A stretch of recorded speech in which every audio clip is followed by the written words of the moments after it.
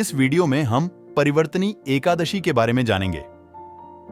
परिवर्तनी एकादशी भाद्रपद मास की शुक्ल पक्ष की एकादशी को कहा जाता है। इस दिन आषाढ़ मास से शेष शैया पर निद्रा मग्न भगवान विष्णु शयन करते हुए करवट बदलते हैं। इस एकादशी को वर्तमान एकादशी भी कहते हैं। इस एकादशी को भगवान के वामन अवतार का व्रत व पूजन किया जाता है। भगवान विष्णु के वामन अवतार की यह पूजा वाजपेय यज्ञ के समान फल देने वाली, समस्त पापों को नष्ट करने वाली है। भगवान विष्णु के वामन अवतार की पूजा करने से मां लक्ष्मी की कृपा प्राप्त होती है। यह एकादशी जयंती एकादशी भी कहलाती है। परिवर्तनी एकादशी व्रत कथा कुछ इस प्रकार है। त्रेता युग में बलि नामक एक दैत्य राजा था। वह भगवान विष्णु का परम भक्त था। वह नित्य ही भगवान विष्णु का पूजन किया करता था और ब्राह्मणों के पूजन तथा यज्ञ का आयोजन करता था। एक बार राजा बलि ने देवराज इंद्र को पराजित करके स्वर्गलोक जीत लिया।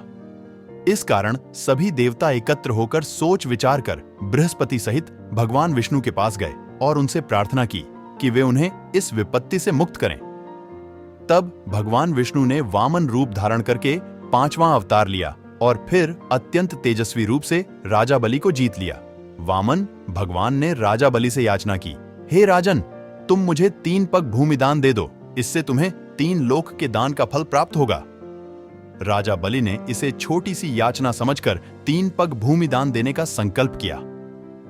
वामन भगवान ने अपना विकराल रूप धारण कर एक पग से स्वर्गलोक नाप लिया, दूसरे से पृथ्वी।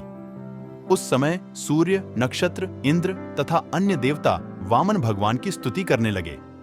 तब वामन भगवान ने राजा बलि से पूछा, हे राजन, अब मैं तीसरा पग कहां रखूं? इतना सुनकर राजा बलि ने अपना सिर झुका दिया और बोला, तीसरा पग मेरे मस्तक पर रख दें।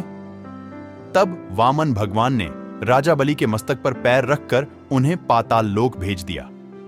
राजा बलि की विनम्रता देखकर वामन भगवान ने उन्हें वरदान दिया कि वे सदैव उनके साथ निवास करेंगे। इसके पश्चात राजा बलि ने भाद्रपद मास की शुक्ल पक्ष की एकादशी के दिन अपने महल में वामन भगवान की मूर्ति स्थापित की। इसी प्रकार दूसरी मूर्ति क्षीर सागर में शेष नाग के पष्ठ पर स्थापित हुई। इस एकादशी को भगवान विष्णु शयन करते हुए करवट लेते हैं। इस दिन त्रिलोकी नाथ श्री विष्णु भगवान की पूजा की जाती है। इसमें चावल और दही सहित चांदी का दान दिया जाता है। इस दिन रात्रि को जागरण करना चाहिए। जो मनुष्य पापों को नष्ट करने वाली इस एकादशी व्रत की कथा सुनते हैं, उन्हें अश्वमेध यज्ञ के समान फल की प्राप्ति होती है।